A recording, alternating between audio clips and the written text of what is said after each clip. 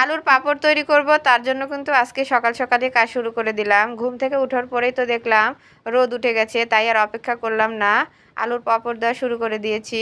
তো এই কাজটা কিন্তু একা একা করতে কিন্তু কষ্টই হয়, 2-3 জন থাকলে কিন্তু ভালো হয়। তো আমি কি করব, শুরুতে কিন্তু আমি একাই কাজ করছিলাম। শুরুতেই আমি আলুগুলো ধুয়ে নিয়ে কিন্তু কাটছিলাম। কিন্তু যখন একা একা করতে পারছিলাম না, তখন কিন্তু মা বলল যে তুই একা একা করতে পারবি না, আমি একটু তোকে সাহায্য করি। শুরুতে কিন্তু আমি আলুগুলো দেখতেই পাচ্ছেন কেটে নিচ্ছিলাম। তারপরে কিন্তু কাটতে কাটতে মা বলছিল যে আমি একটু তোকে আলু কেটে দিই। তো মা এই যে দেখছেন, মা কিন্তু আমাকে আলুগুলো কেটে দিচ্ছিল।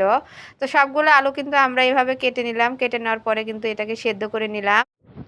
আলুটা কিন্তু আমরা ২ বারে সেদ্ধ করে নিয়েছিলাম। এই যে ১ম বার আলুটা সেদ্ধ করে নিয়ে আমি কিন্তু হাত দিয়ে দেখছিলাম যে এটা সেদ্ধ হয়েছে কিনা। তো হ্যাঁ, ভালোই সেদ্ধ হয়েছে। আর দেখুন কি পাতলা করে কাটা হয়েছে আলুগুলো। যত পাতলা করে কাটা যায় আলুর পাঁপড় খেতে কিন্তু ততই ভালো লাগে।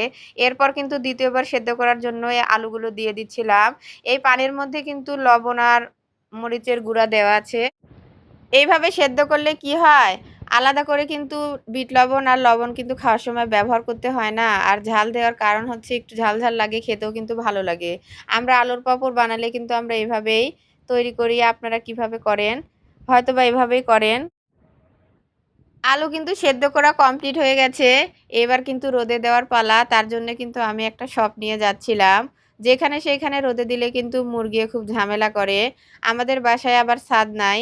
তো ভাবছিলাম আমাদের এক চাচার বাসায় ছাদ আছে। ছাদে দিলে কোনো ঝামেলা হবে না, মুরগিও ঝামেলা করবে না। তার জন্য কিন্তু আমি ছাদে দেওয়ার জন্যই কিন্তু আমি শপটা নিয়ে যাচ্ছিলাম। এই তো ফাইনালি কিন্তু আমি চলে আসছি ছাদে দেওয়ার জন্য, এবং ছাদে কিন্তু উঠেও গেছি। তো ভাবছিলাম যে আমি এতগুলো পাঁপড় কিভাবে রোদে দেব? তার মধ্যে খুবই রোদ ছিল। রোদের মধ্যে বসে থেকে দিতেও কিন্তু খুবই কষ্ট হচ্ছিল।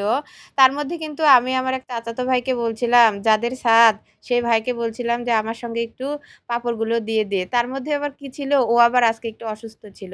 তার জন্য কিন্তু আমার সাথে ও হেল্প করতে পারছিল না। ও যদি সুস্থ থাকতো তাহলে কিন্তু ও আমাকে খুবই হেল্প করত। ও কিন্তু খুবই কাজের ছেলে। ওকে যা বলি ও তাই শোনে।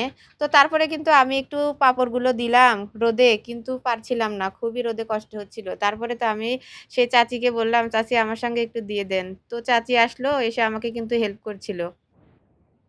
সারাদিন রোদের পরে কিন্তু আমার পাঁপড়গুলো কমপ্লিট হয়ে গেছে।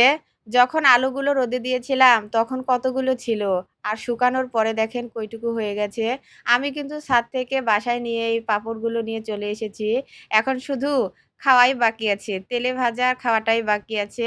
তো ভাবলাম সেটাও কমপ্লিট করে ফেলি। বিকালের নাস্তায় কিন্তু আজকে এই পাঁপড়টা ভেজেছিলাম।